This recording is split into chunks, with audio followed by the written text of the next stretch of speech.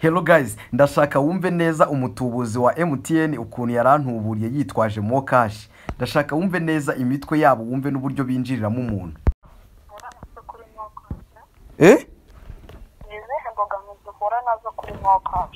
Ni mbogamizi mpura nazo kuri Mokash. Nkunda gukoresha Mokash cyane, ndabitsa cyane bishoboka. Ariko ikibazo mpura nacyo rero ntago mujya munguriza. Kugeza kano kanya ugerageje kureba inguzanyo bamwe limiti wemera ubona ko arangahe? Nsanga rwose ku nguzanyo yanjye hariho 00.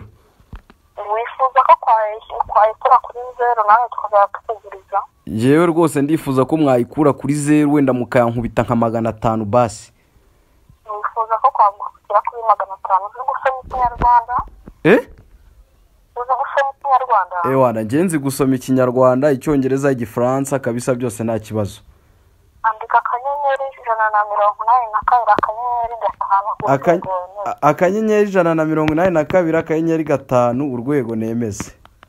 Wemeje? Noneho reka nemeze. Wemeje? Barambwiye ngo Mokash, KSB n'ibindi nk'ibyo. Hitamo rimwe. Mitemo rimwe.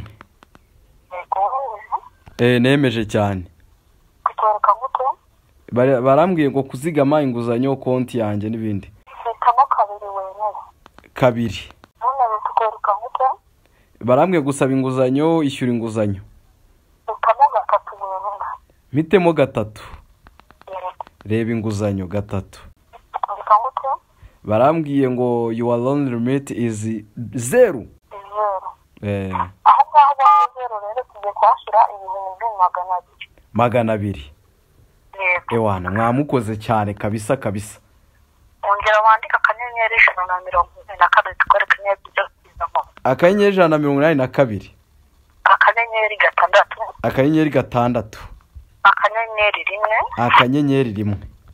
Akanyenyeri 2. Akanyenyeri 2. Shyiraho urwego wemeze. Urwego nemeze. Wemeje? Nemeje. Tukwereka gute? Bambwiye ko pin yanjye nyanditse nabi. Uradusomera amagambo kwaguhaye. Barambwiye ngo pin code must be 5 figures. Kandamo hagati. Shyiramo ya pin ukoresha kuri Mokash wemeze. Nabikoze cyane. Bayishyizemo uremeza? Cyane bigishyushye. Tukwereka gute?